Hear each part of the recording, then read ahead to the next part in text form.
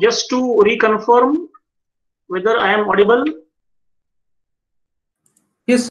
And can Yes, you sir. see the screen? Yes, sir. Yes, sir. Okay. Mm, okay.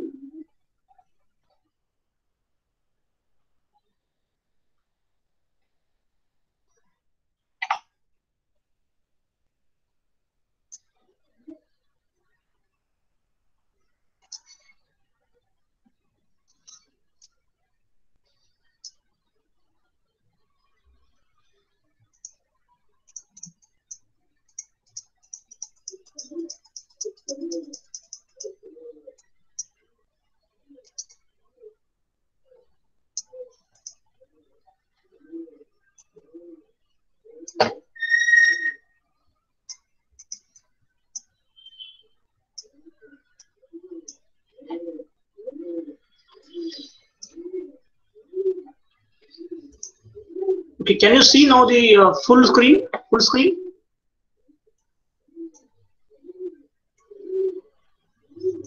Yes, sir. Right. Yes, sir. Yes, sir. Okay, okay.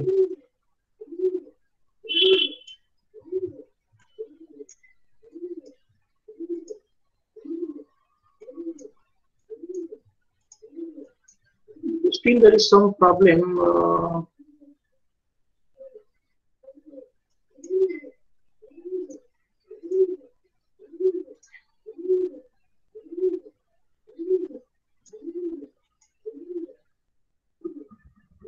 Okay, now I think it's visible. All right. Now you can see the full screen, I think, is it?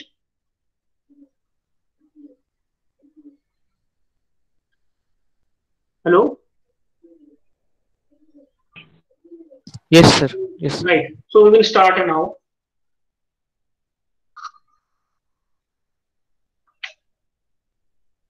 In the last lecture, we had seen some procedure of lever design. And today now we will solve one numerical on the lever design. And I have prepared it so that you can see it as if it's a handwritten thing. Instead of typing everything, this is one handwritten notes you can think. So just concentrate, you will understand the typical lever design problem is of this nature. A bell crank lever. Bell crank means two arms of the lever are at 90 degree. Typical 90 degree, but that cannot be actually exceptions are there. I mean, there are some numericals where bell crank name is mentioned, but the angle between two arms is not 90 degree. It also can happen. But if nothing is mentioned about the angle between two arms, and if it is only mentioned about the bell crank, you take the arms angle as 90 degree. So bell crank lever is subjected to 7.5 kilonewton of force at the short arm end. Short arm. The length of short and long arms are 100 mm and 500 mm respectively. The arms at a right angle, it is mentioned there. The lever and pins are made of FEE 300. Now this you have to take a note that when FEE 300 is mentioned, this means that SYT is 300 Newton per mm square. Here it is mentioned SYT is 300, but sometimes it may not be mentioned. So FEE 300 means SYT is 300 Newton per mm square. The permissible bearing pressure on the pin is 10 Newton per mm square, because for a pin design, bearing pressure is actually a criteria of designing. That's why permissible bearing pressure must be known, and that is given as 10 Newton per mm square. The lever has rectangular cross section. The cross section is rectangular, having width to thickness ratio as 4:1. So what is meant by width to thickness ratio is this. You can see from this this picture, this sketch. This is width is T and thickness is 4 times. Sorry, width to thickness it is mentioned. 4 times 4 as to 1. Whatever, see, sometimes it is our perception to what dimension you call as thickness and to what dimension you call as width. Okay. So if you have some confusion in getting this, which is called as width and which is called as thickness, you always take a note that whenever in the any member in structure or in any component, if it is subjected to bending moment, then if the cross section, if you are given as rectangular, the depth of this is always larger.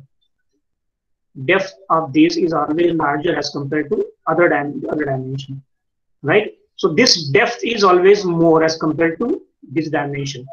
So then you can think whether this is called as width or this is called as width. That is our perception sometimes, but depth is always more. And that's why when I said here width to thickness ratio or sometimes thickness to width ratio, right?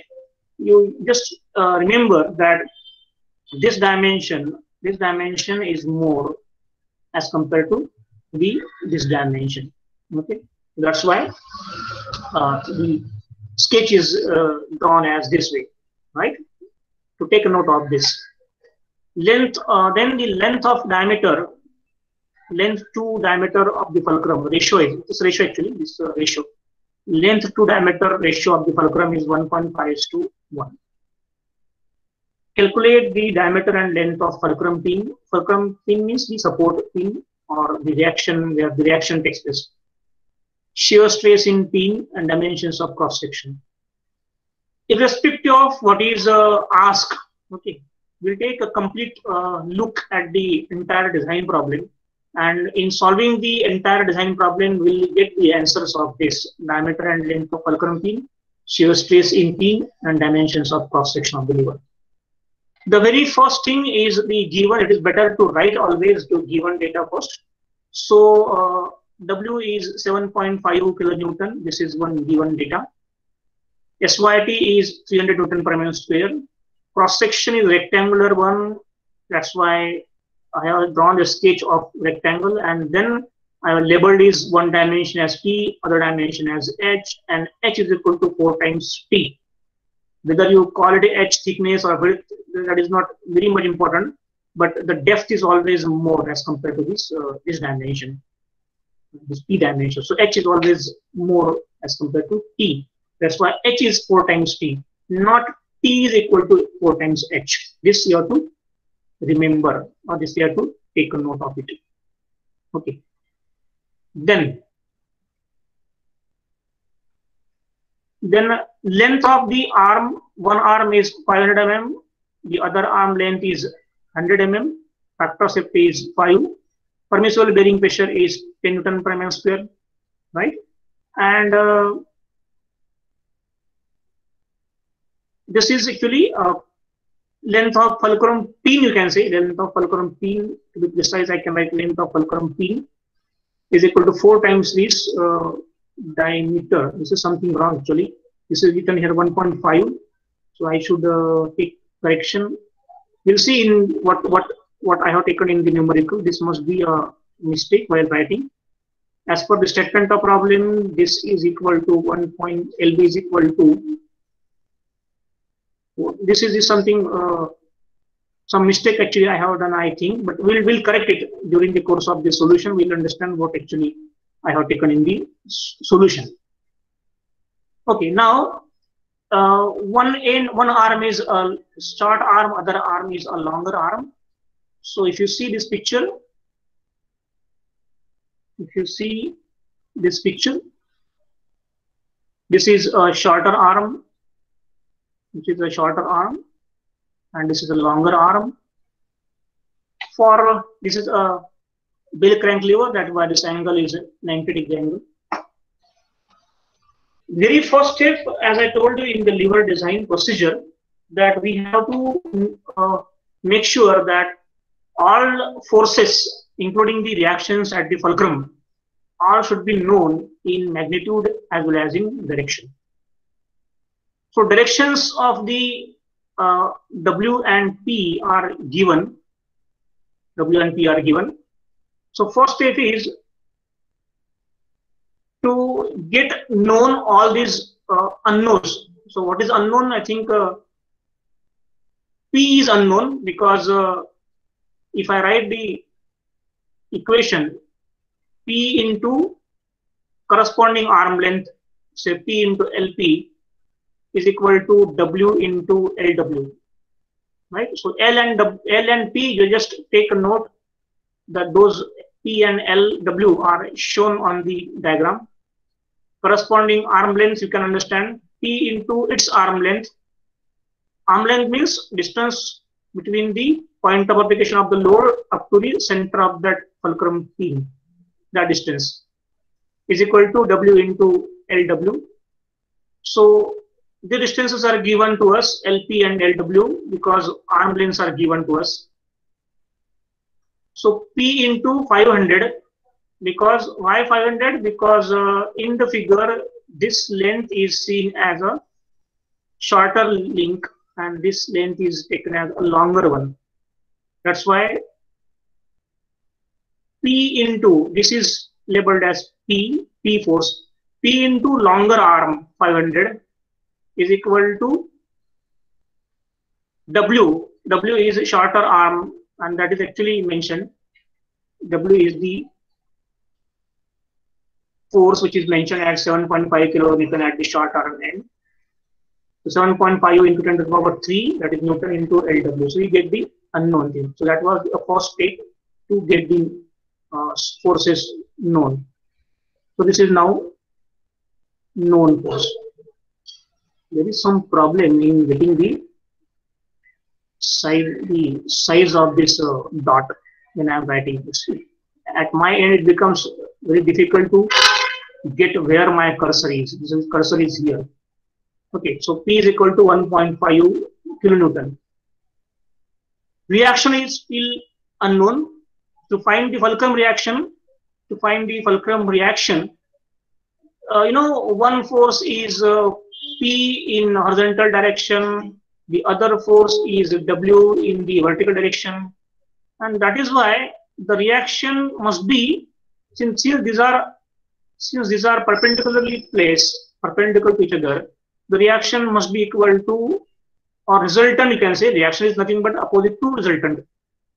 So resultant is equal to P square plus W square under root. And that itself is actually a reaction or resultant, you can say. Resultant word is the combination of two forces. A reaction is opposite to resultant is reaction.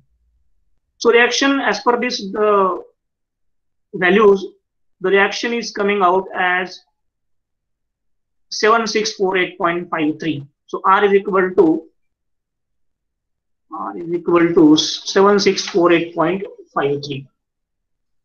Then, so by this time we found all the reactions. I mean, one reaction, in fact, reaction and the forces are all now known.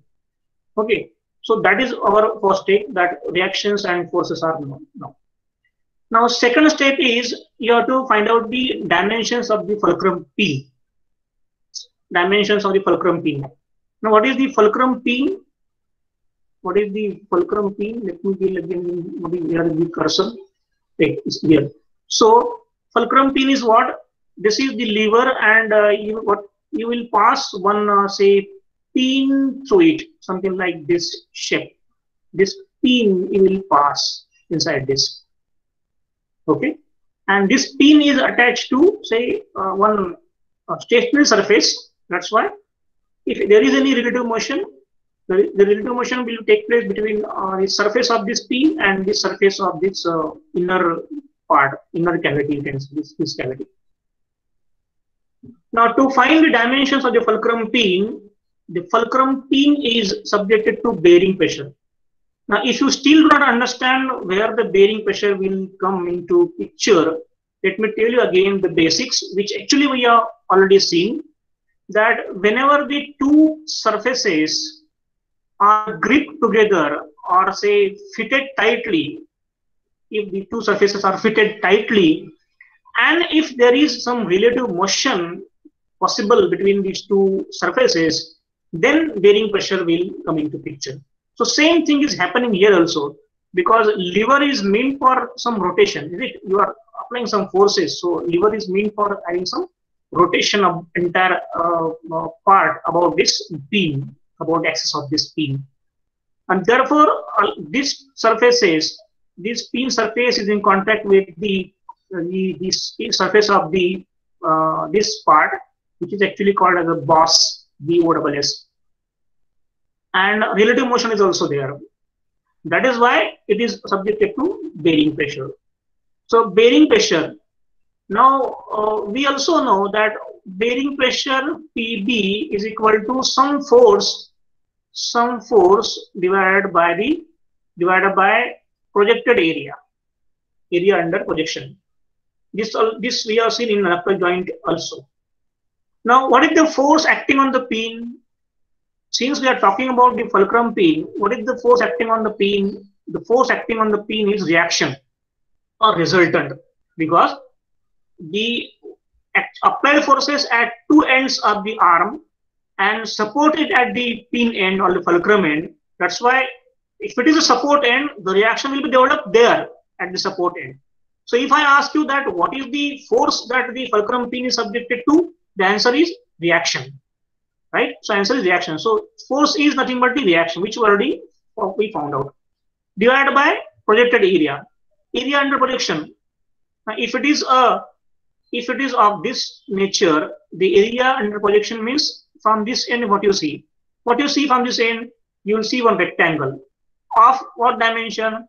Rectangle of dimension. This will be length and this will be the diameter that you see from this end, D into L. So same thing, D into L, where L and D are actually diameter, length and diameter of the pin, you can say, right? So putting the appropriate values now, your permissible bearing pressure is given in 10 Newton per mm square is equal to reaction. We already found out that is nothing but a resultant divided by L by D. So this we get the equation. Now this is the equation where there are now two unknowns. Okay, L and D. Equation is one, unknowns are two. That's why we cannot go ahead, and that is why we have to take some proportion. Okay. Now this proportion is sometimes given in the numerical statement, or sometimes it is not given in the statement. Okay. But general value of this pin dimension, the proportions are taken as L is equal to somewhere between 1 to 2 times diameter. 1 to 2 times diameter. That's why I had taken is 1.58. So this, as I mentioned, this may be sometimes given in the numerical, this may not be given in numerical. So okay, L is equal to 1.5D. So putting the L is equal to 1.5D, actually you are converting two unknowns into one unknown. So there is only one unknown now. Put L is equal to 1.5D, it becomes 1.5D into this D. So equation consists of only one unknown. You can solve it and answer you get it D is equal to 22.58. You can let it 22.58 or you can convert into 23 or 24. Okay. But since this is a smaller dimension, smaller part of the pin is very smaller part, that's why do not convert into a very high high numbers. 23 is okay. Somebody, if as I mentioned earlier, that put it as even number, you can also take it at 24 and no problem. Accordingly, L is equal to 1.5D. So whatever number you get, 22.58 or 23 into 1.5, whatever you get this dimension. That I did not calculate, but that you can understand. Now you just take a note here that here you found out the diameter of the pin considering the bearing pressure equation. Now pin is also subjected to some shear stress. Pin is also subjected to shear stress. Why the shear stress? You imagine one physical condition this way, that if you have got suppose a very large pin, right, and if you put this inside this much diameter, right, so it is possible that since one part is stationary and one part is having some relative motion with respect to the stationary part, this can be subjected to shear like this way. This is subjected to some shear. So this is nothing but a double shear of the pin. So this is one another failure which you anticipate. When I write or when you solve the problem, it is not that every failure is occurring. This is your anticipation that it may fail this way, and that's why you have to take some precautions, or you have to write the corresponding equation so that dimensions which you get after the solution, those dimensions, if you take in your solution, will be suitable for the will be suitable against the crushing failure or shear failure, right? So that's why if we anticipate that this failure also can occur, then I should write the corresponding equation also. What is the equation? Equation is shear stress is equal to force by cross-sectional area. Now there are 2 times shear is occurring, that's why 2 times. Tau is equal to force. Which force? Force on pin. Which is the force on pin? Reaction or resultant of the 2 forces is nothing but the force on the pin. So this again remains R. R divided by 2 times pi by 4 d square, where it is again the diameter of the pin. Now, since diameter of pin we already found out as a 23 mm, you can put this as 23 mm now. R we already know. 2 into pi by 4 we put, and we get the tau. We get the answer tau.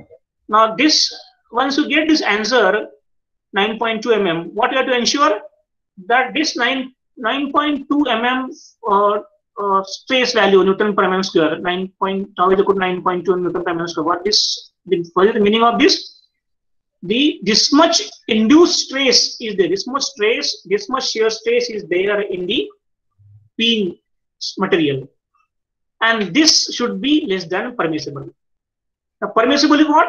When we say tau permissible is equal to corresponding strength. This is shear permissible, shear stress permissible. That's why corresponding strength is, say, SYS.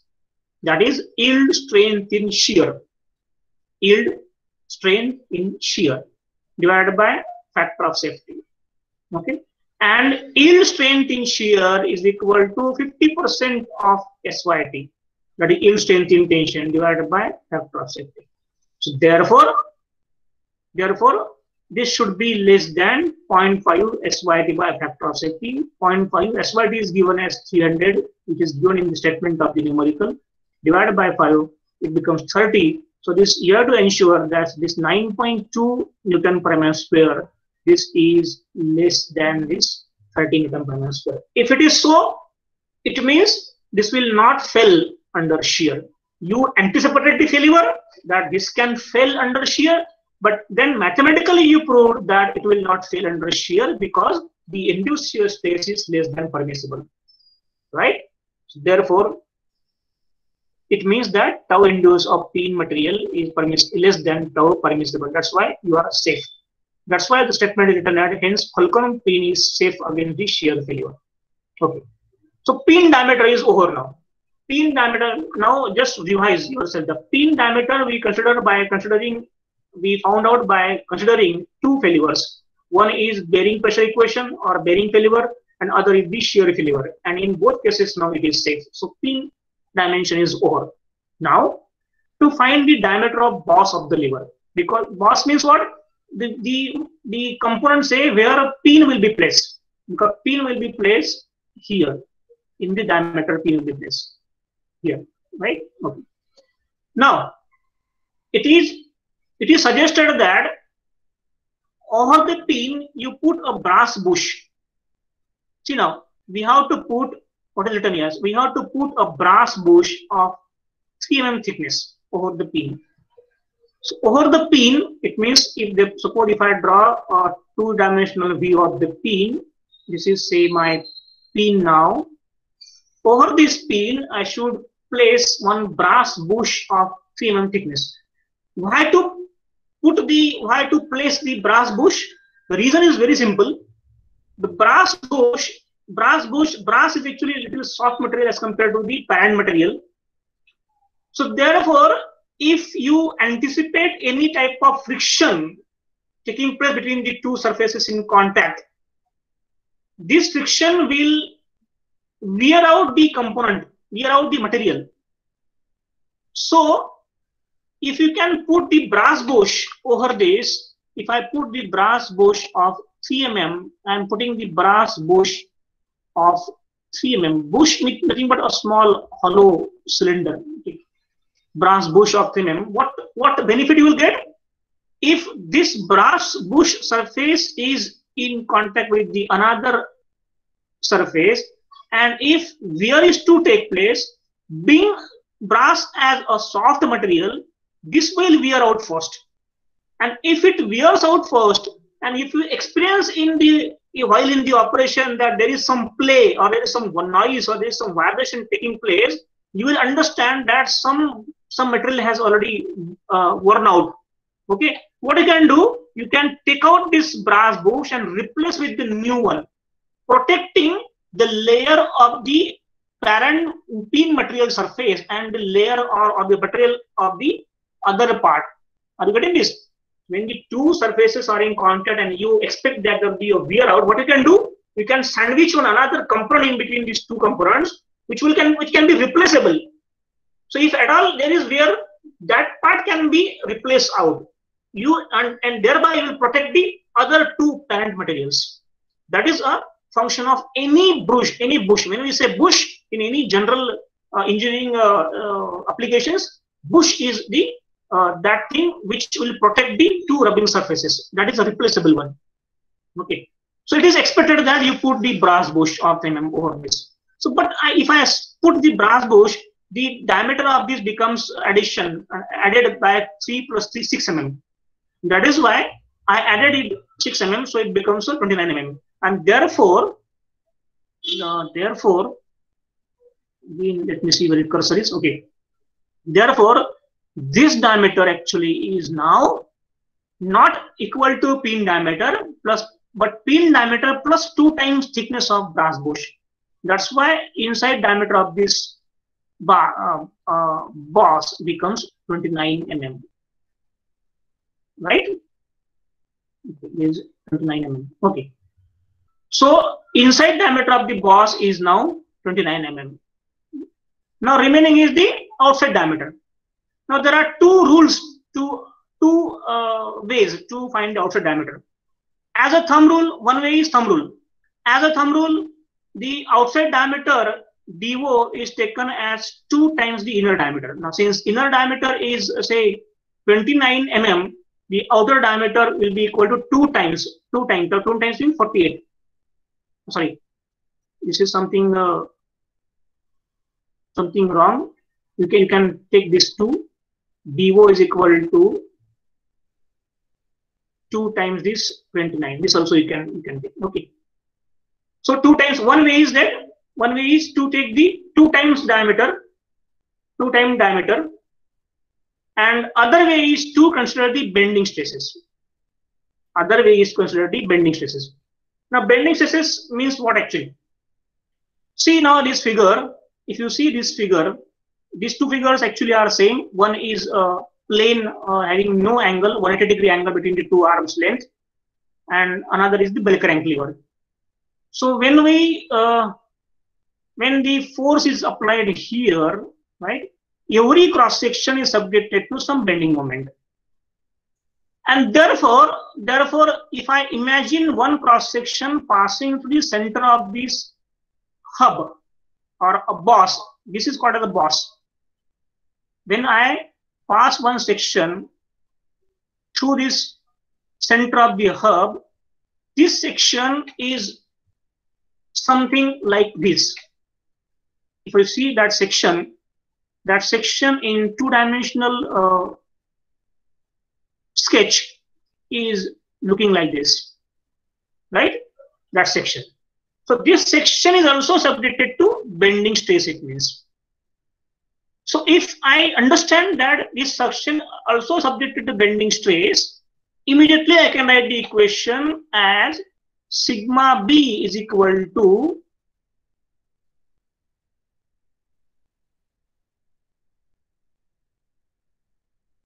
sigma B is equal to m upon I by y.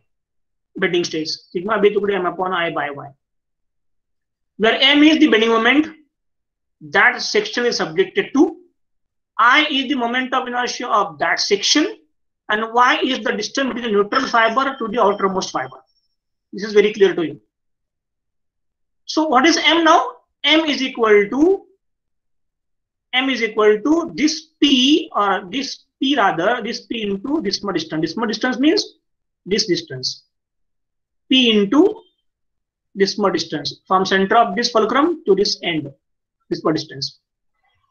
Or otherwise, W, you can say this P or W, whatever they, one force into corresponding distance or other force into corresponding distance, you will get the same value. You will get the same value.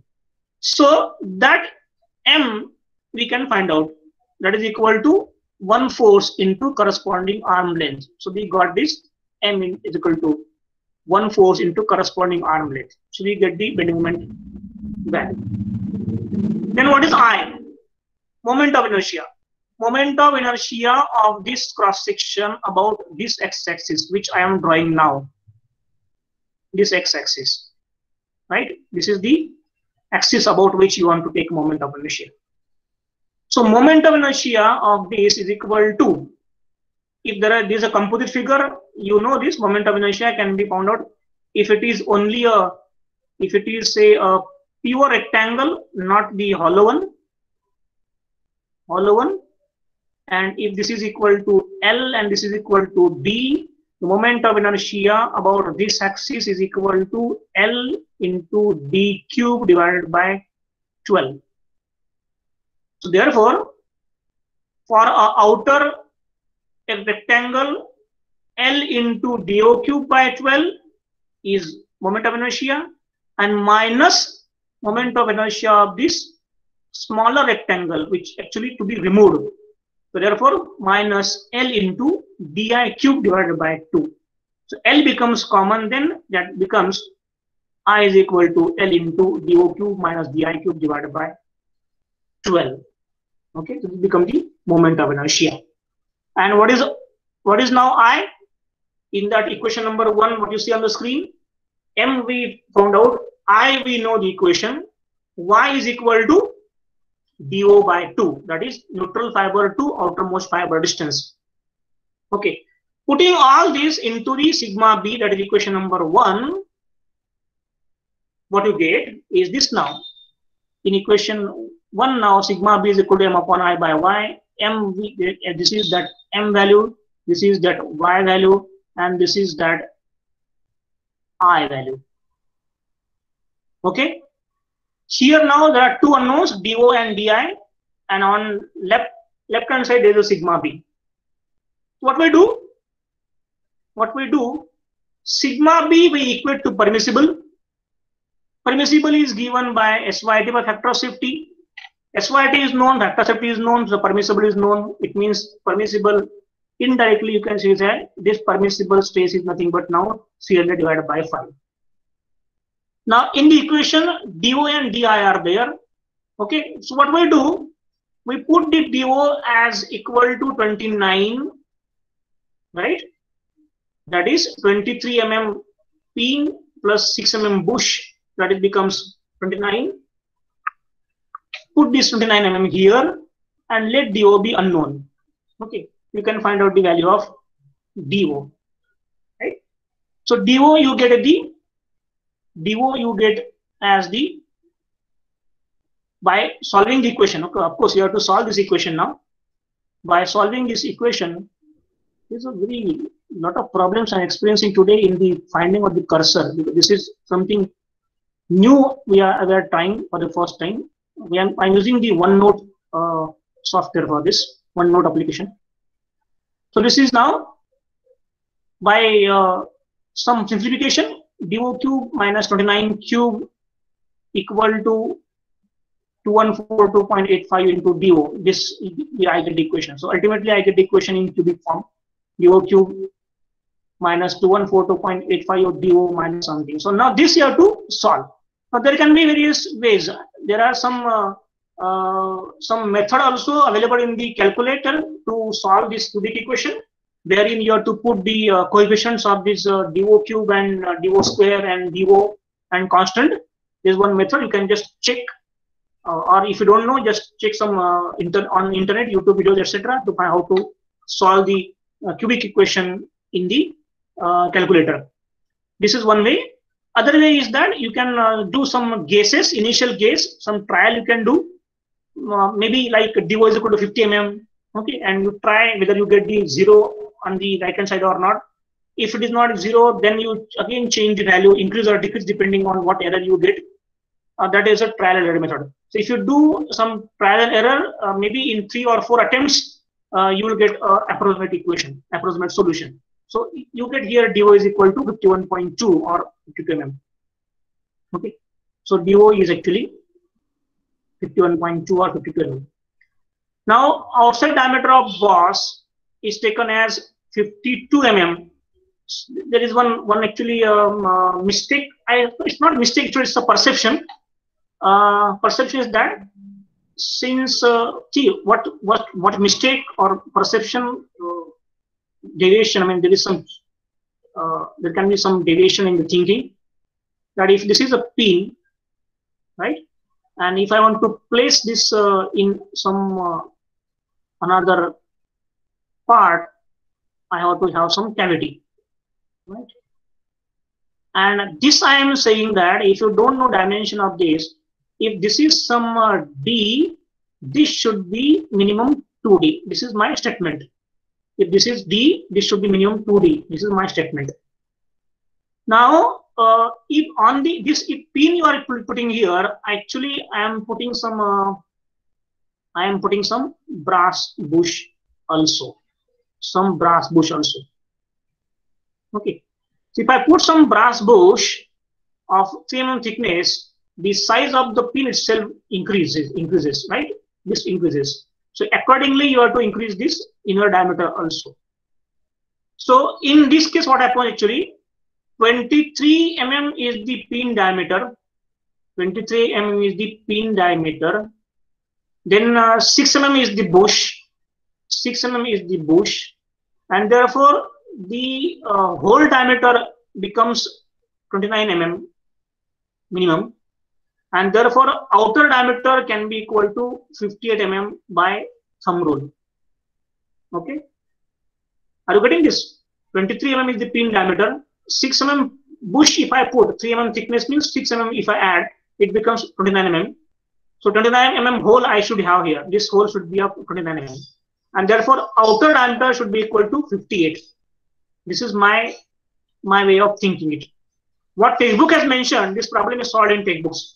What textbooks has mentioned, he has that in the textbook, this diameter is taken as 29, but this diameter is taken as not 2 times the 29, but it has taken 2 times 23, which actually I suppose it's not a very correct way. It should be 58 by thumb rule.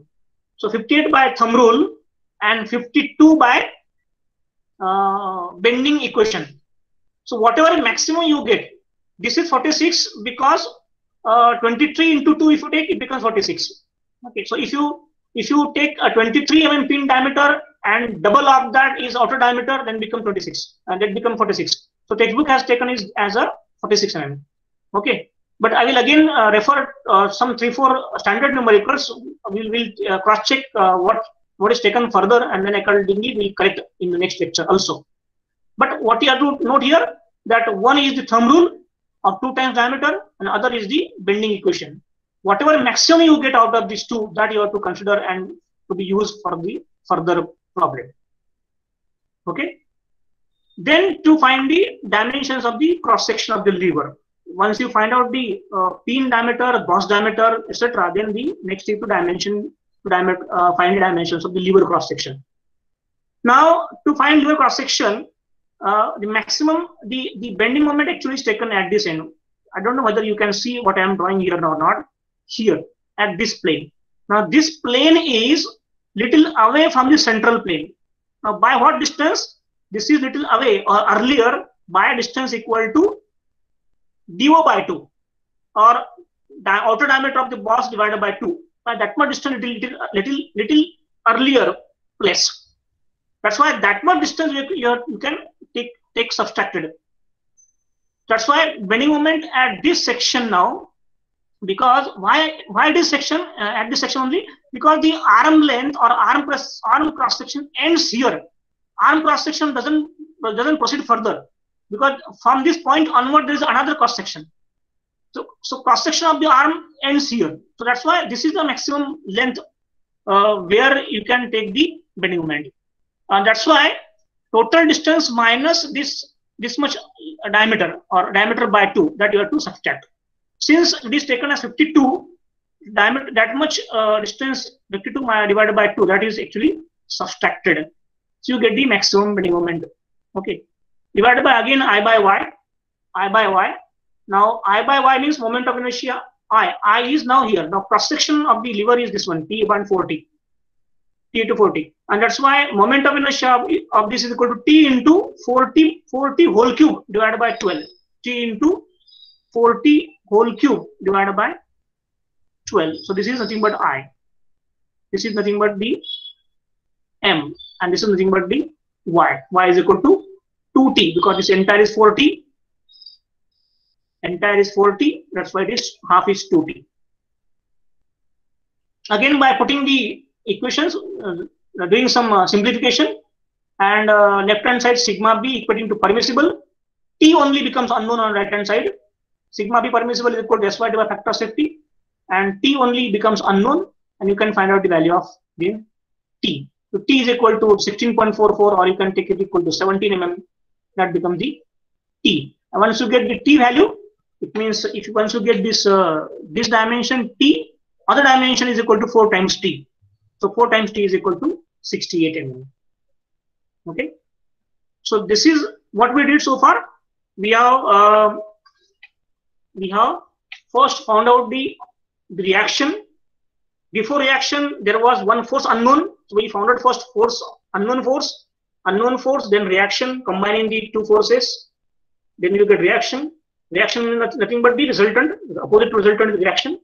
That reaction is the force which is experiencing, or which is acted on the fulcrum pin or the boss. Then we, after getting all the reactions, then we found out the dimensions of fulcrum P. While finding out dimensions of fulcrum P, we consider permissible bearing pressure. Using the bearing pressure equation, we get one dimension. But we also know that that same pin is also subjected to shear, in fact a double shear. That's why you have also written equation of double shear, and we found out that it will not fail under shear also, because induced shear stress is less than permissible. That's why it will not fail under shear. So fulcrum pin is now safe. Then we went to finding out diameter of boss of the lever. Again, there were two criteria. One was double, 2 times the inner hole. Outer diameter is 2 times inner hole. And other criteria is the bending of that cross section. Cross section which is passing through center of that fulcrum. That cross section seems to be this one, this sketch, 2-dimensional sketch. From this it is easy to write down the equation. Sigma b bending stress is equal to m upon I by y.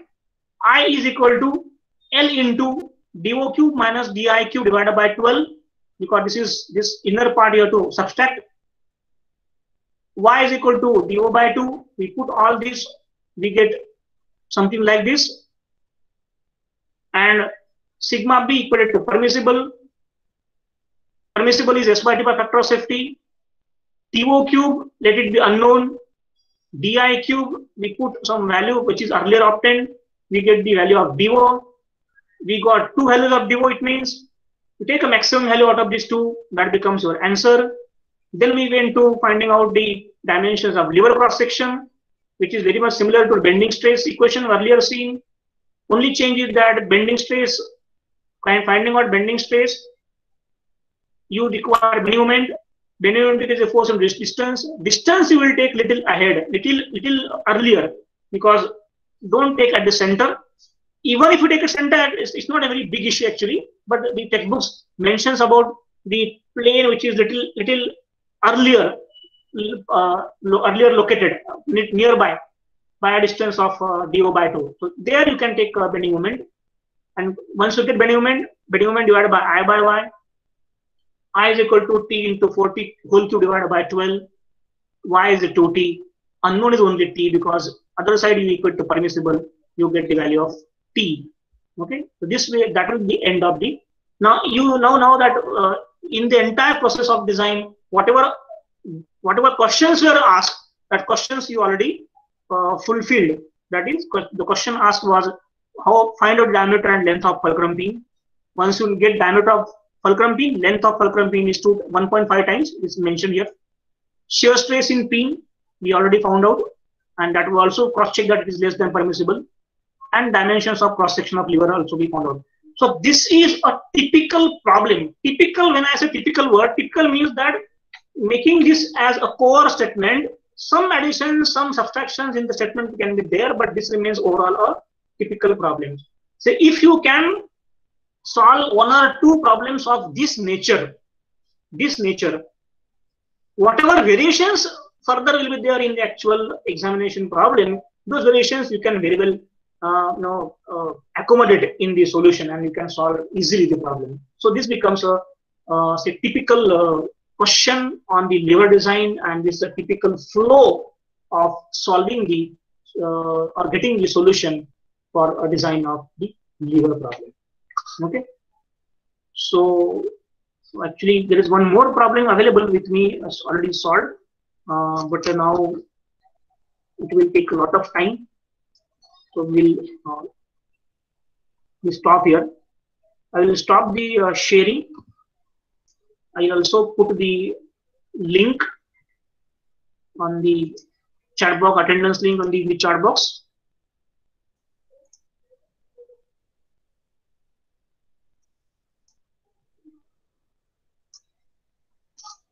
If you have any problem in the solution so far discussed, you please discuss. This whatever I have written on that OneNote, that I can make a PDF of that, and I can post it on the Google Classroom. All material I will post only on Google Classroom, no WhatsApp and no mail actually. You have to go through the Google Classroom and get it downloaded from there. I already sent you invitation to join the Google Classroom. So please join. Those who are not joined, please join the Google Classroom, and whatever material I can post there, you can take advantage of that. Any problem? Somebody can reply whether, because I will come to that you are listening actually, you are receiving my voice. Yes, sir. Okay. So if you have problems so far, whatever discussion we did in that, you please ask some your doubt. If not, if there is no doubt, and if you already have filled the attendance, you can leave.